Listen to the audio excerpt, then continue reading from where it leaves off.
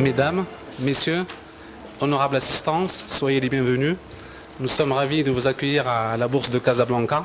Tout d'abord, je tiens à féliciter l'AMFP et son partenaire Thomson Reuters pour l'organisation de cette manifestation. L'AMFP est une association qui œuvre pour le développement de la finance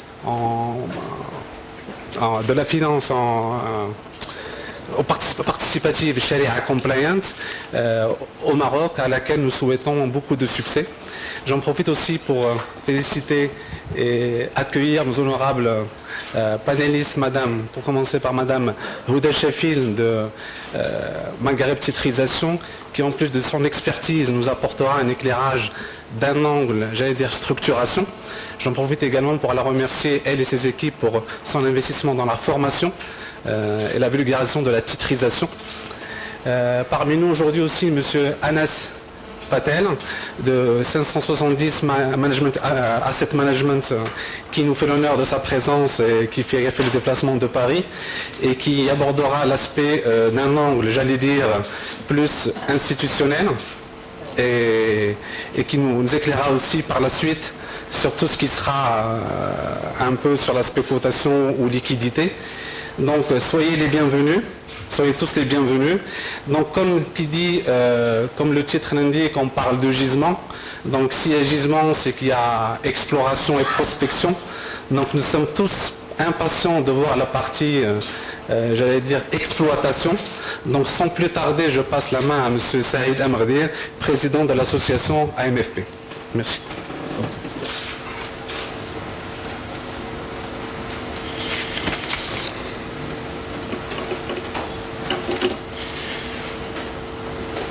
بسم الله الرحمن الرحيم الحمد لله والصلاة والسلام على سيدنا محمد وعلى آله وصحبه أجمعين. Mesdames et messieurs, permettez-moi de vous souhaiter personnellement la bienvenue à la Bourse des valeurs de Casa. Ce workshop est organisé en partenariat avec la Bourse des valeurs de Casa et notre knowledge partner Thomson Reuters. Je suis très heureux d'avoir la possibilité d'engager ce workshop, Soukouk gisement de financement pour le Maroc, et de pouvoir y contribuer.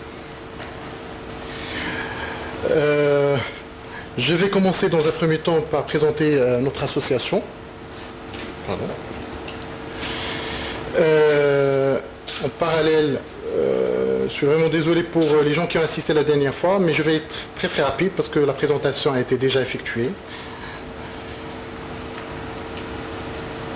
On va vous présenter notre contexte, notre mission, notre vision, nos objectifs, notre gouvernance, nos commissions permanentes, notre planning des événements pour le reste de 2013 et une petite présentation, une esquisse sur les soukouks. Avant d'entamer ou parler de soukouk, je voulais juste revenir sur la définition de la finance participative, Sharia Compliant, qui est un système fondé sur l'économie réelle, sur l'éthique, et la loi musulmane des affaires, fiqh al-mu'amalat.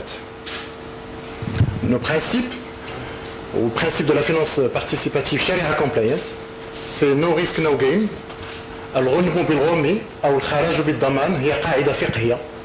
Le partage des profits et des pertes, l'adossement à des actifs tangibles, asset backing, engagement éthique et transparence informationnelle. Et on fait les interdictions. Interdiction de la riba, du rara, du maïsir, prohibition du commerce de la dette et prohibition de la thésaurisation.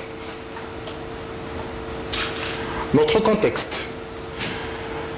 Alors l'association a été créée afin de permettre aux professionnels qui veulent creuser la partie finance participative. C'est vrai qu'il y a le GPBM, il y a la SFIM, il y a l'AMIC, il y a la Fédération des assurances, mais nous avons pensé à créer une association totalement indépendante et qui œuvre pour le développement exclusif de la finance participative au Maroc. Nous voulons être également une force de proposition pour nos autorités de tutelle, une plateforme pour le networking. Notre mission, c'est de démystifier et de vulgariser la finance participative Sharia Compliant, également participer activement au développement de la finance participative Sharia Compliant. Notre vision, être un acteur de référence crédible au niveau national et international et interlocuteur bien sûr des autorités de tutelle au Maroc. Nos objectifs, promouvoir les principes de la finance participative, Sharia compliant, développer un espace d'échange, de networking et de perfectionnement des compétences, participer aux actions culturelles et sociétales, environnementales, et nouer des partenariats avec les différentes associations et organismes nationaux et internationaux, publics ou privés, ayant les mêmes objectifs que la MFP. Notre gouvernance. L'association est composée d'un bureau exécutif. M. Hakim Ben Saïd qui est vice-président, M. Yassine, secrétaire général, M. Adil Agnan, trésorier, et M. Rida Jalil qui est vice-trésorier. Notre conseil de surveillance, composé de M. Ali Alami Idrissi et M. Hussein Boussaïd. Nos commissions. Nous avons estimé que la première commission qui doit fonctionner rapidement dans pratiquement un ou deux mois, c'est la commission d'adhésion, considérée comme premier filtre pour notre association. La commission finance, la commission business développement, commission d'audit. Nous avons démarré avec la commission scientifique et essentiellement la partie commission Sharia, qui est considérée comme le socle de l'association. La responsabilité de cette commission a été attribuée à M. Qarat. Il y a une autre commission sur la banque participative, une autre commission sur l'assurance Takaful, et une autre commission sur tout ce qui est développement des métiers marchés de capitaux. C'est bien la partie Soukouk que la partie OPCVM, Sharia Compliant. Le plan des événements pour 2013, nous avons pensé à organiser un workshop sur Musharaka dégressive pour le mois de Ramadan et une autre conférence internationale en partenariat avec Thomson Reuters. Et lors de cette conférence internationale, il y aurait beaucoup d'invités, aussi bien de Malaisie que du GCC, afin de donner l'importance et le poids de la finance participative au Maroc. Et enfin, nous avons juste précisé notre email pour les gens qui souhaitent adhérer à notre association. Avant de présenter les soukouk et notre bien sûr workshop, je vais plaisir juste de présenter ça veut dire quoi les soukouk. Définition rapide avant de passer la relève à mon ami Ali. Les soukouk, le réduit du mot arabe sak, sont des titres à valeur égale représentant des parts indivises dans la pleine propriété ou dans l'usufruit d'un actif tangible, ou dans le bénéfice de prestations et services, ou dans les actifs d'un projet déterminé, ou dans une activité d'investissement spécifique. Je cède la parole à M. Ali Alami, qui sera le modérateur de ce workshop tout au long de l'après-midi. Merci beaucoup.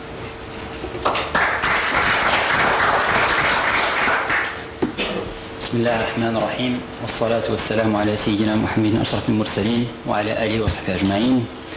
Mesdames et messieurs, je vous souhaite la bienvenue. Je tiens à remercier la Bourse de Casablanca d'avoir accepté d'être co-organisateur de cet événement. Donc cette deuxième thématique, comme ça a été présenté, donc organisée par l'association et la Bourse de Casablanca, s'articule autour de la thématique sur les soukouk et notamment soukouk comme nouveau gisement de financement pour le Maroc.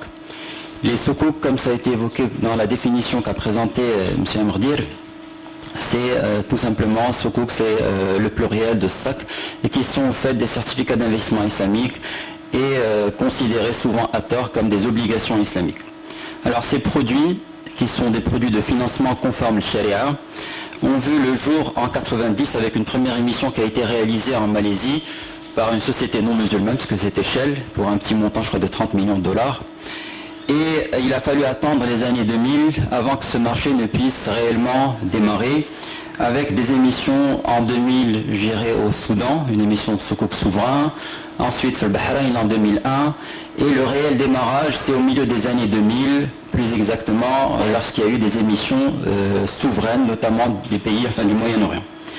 Alors le montant des émissions a quasiment connu une augmentation exponentielle puisqu'il est passé en 2004 d'environ 7,2 milliards de dollars à 144 milliards de dollars en 2012 et cette progression n'est pas prête de s'arrêter. Ces sukuk, là aussi, depuis jusqu'en 2009, étaient dominés par des sukuk corpo. Et à partir de 2009, c'est les sukuk souverains qui ont pris un peu le devant. Et le sujet est relativement nouveau, puisqu'enfin le démarrage réel n'a été je dirais, au milieu des années 2000, donc qui date moins d'une dizaine d'années. Certaines problématiques sont enfin encore mal comprises. Elles sont, je dirais, mal cernées. Et l'intérêt par contre est là, aussi bien de la part, je dirais, des États que de la part des corpos, aussi bien de la part des pays musulmans que de la part des pays non musulmans, puisque plusieurs émissions ou plusieurs émissions de sukuk, opérations de sukuk ont été initiées par des entreprises, je dirais, occidentales, notamment par exemple General Electric, qui avait fait une opération de 500 millions. Alors, le sujet est relativement nouveau, la problématique encore pas très bien cernée, donc plusieurs questions se posent, ou en tout cas plusieurs questions se posent aussi bien, je dirais, aux financiers, mais également aux gens qui vont s'intéresser de près sur les concepts, sur le concept lui-même des opérations de structuration des sukuk, sur la conformité à la charia de certaines opérations. Il y a un certain nombre de scandales, notamment en 2007, qui ont freiné le marché. Peut-être que nos intervenants auront l'occasion d'y revenir pendant la présentation, ou en tout cas pendant les questions. Des questions également se posent sur la réglementation. Un certain nombre de pays musulmans, et là encore non musulmans, ont adapté leur réglementation pour permettre ces émissions de sukuk. Il y a également les questions qui se posent sur les objectifs de ces sukuk. Est-ce qu'ils sont destinés au financement d'infrastructures, de grands projets? Est-ce qu'ils peuvent être émis par des PME, par des PMI? Donc un certain nombre de questions se posent. Et la question qu'on se pose nous au Maroc, en tout cas, avec l'amendement de la loi sur la titrisation, où est-ce qu'on en est? C'est quoi cet amendement? Qu'est-ce qu'il intègre comme article, comme nouveauté? Qu'en est-il actuellement? Est-ce qu'il y a des émissions qui sont en cours? Est-ce que l'État est en train de préparer quelque chose? Est-ce que les grandes entreprises, corpos, sont également en train de réfléchir à des émissions de sukuk comme moyen de financement? Donc tout un ensemble de questions qui se posent, et là on a l'occasion d'accueillir deux conférenciers, je dirais spécialisés dans le domaine. Madame Sheffield, directrice générale de Maghreb Titrisation, Monsieur Anas Patel, président du groupe 570 Asset Management, qui vont nous éclairer sur un certain nombre de questions, notamment c'est quoi d'abord les sukuk, quels sont les différents types de sukuk, est-ce qu'on peut les classifier, est-ce que ces produits-là sont orientés encore une fois État ou corpo, est-ce qu'ils sont censés financer des projets d'infrastructures, c'est-à-dire de grande taille, ou est-ce qu'ils peuvent également être utilisés pour des projets de petite taille? Est-ce qu'on peut avoir des sukuk court terme ou moyen terme, ou uniquement des sukuk qui sont long terme? Quels sont les différents types de sukuk qu'on peut recenser? Quelles sont les expériences? Qu'est-ce qui a été réalisé? Et comment se font les structurations, je dirais, de ces produits-là ou de ces instruments-là? Donc tout un ensemble de questions auxquelles nos conférenciers vont essayer d'apporter leur clarification, leur expertise. Et sans trop, je dirais, tarder, je vais donner d'abord dans un premier temps, c'est pas par manque de courtoisie, mais je donne la parole à M. Anas Patel qui va présenter un peu les principes, l'expérience, le vécu, avant de revenir à Mme Sheffield qui va nous parler du cadre réglementaire local et de ce qui est en train de se préparer, de se préparer actuellement, et de ce qui a été réalisé, je dirais, dans ce sens. Alors, M. Anas Patel, donc je vais le présenter rapidement, est diplômé de l'École supérieure de Lille et de l'École centrale de Paris. Il est également certifié Black Belt, Six Sigma et PMP. Il est président actuellement de la société 570 Asset Management. Il a mené plusieurs missions de structuration en finance islamique. Et auparavant, il a été directeur de la stratégie d'investissement chez DTZ Asset Management, où il a mis en place un certain nombre de fonds d'investissement conformes Sharia, notamment au Moyen-Orient, pour un certain nombre d'entreprises, je dirais, multinationales et de très grande taille, notamment General Electric Asset Management, Dubai Islamic Bank, pour ne citer que celle-ci. Et avant cela, il travaillait chez JA Asset Management. Monsieur Anas Patel est également président fondateur de l'association de l'innovation pour le développement économique et immobilier. Il est membre de la commission finance d'Europlace. Il est membre de l'association de recherche immobilière. Il est enseignant dans un certain nombre d'universités et d'écoles en France, mais également au Maroc, puisqu'il nous a fait le plaisir d'accepter de donner des cours à l'Université internationale de Rabat pour le Master Finance Islamique. Alors, Anas Patel est un spécialiste à la fois de la structuration immobilière, mais également de la finance islamique ou de la structuration des produits qui sont conformes au Sharia. Donc, je vais lui donner la parole pour qu'il nous parle, qu'il nous présente, je dirais, son expertise, son vécu, qu'il nous parle des différents types de sukuk, de leurs objectifs, des différences entre ces sukuk et les obligations, entre les sukuk asset-based et asset-backed, qu'il nous parle de la structuration, également un peu des risques, et qui nous parle surtout d'une expérience que je trouve personnellement très intéressante, qui est une expérience sur les sukuk PME. C'est un projet novateur qu'il a initié, qu'il a mené à terme en France et qui a reçu un prix dans le forum à Harvard lors du forum biannuel qui est organisé chaque 2 ans à l'université de Harvard. Donc j'ai évoqué tellement de questions. On va lui laisser 30 minutes pour qu'il puisse s'exprimer, donc autant dire que c'est quasiment mission impossible. Donc je lui demanderai d'aller à l'essentiel et après sa présentation et celle de Madame Sheffield, on prendra les questions et j'espère que vous aurez l'occasion également d'échanger et de nous faire partager également quelques interrogations et d'évoquer quelques problématiques relatives au sujet. Donc Anas, je suis bien. Je ne sais pas si le hasard fait bien les choses, mais au moins, heureusement, j'étais à ta droite pour pouvoir justifier de pouvoir commencer en premier. Merci et merci de m'inviter ici, aux organisateurs. À la MFP, ça me rappelle effectivement la création de notre association qui est exactement similaire à celle-là dans le cadre de la vulgarisation, de la promotion de la finance islamique. Il y a juste quelques années auparavant, on l'a fait en 2005 à Paris. Bon, on n'avait pas la chance d'avoir ce genre de super locaux à notre disposition. On avait commencé plutôt, alors je dirais pas dans les caves, mais presque dans les sous-sols des salles de conférences à Paris. Et c'est en tout cas un honneur, un plaisir d'être parmi vous aujourd'hui. Sir Alami a fait un tableau beaucoup trop élogieux de ma petite personne. J'espère ne pas vous décevoir et essayer surtout, le but étant d'échanger, de vous parler un petit peu de notre expérience sur la France et ailleurs, et surtout montrer que finalement tout ça n'est pas très bien compliqué si on revient à des choses très basiques, qui est l'économie réelle. Alors le thème étant sukuk, nouveau gisement de financement pour le Maroc. Je suis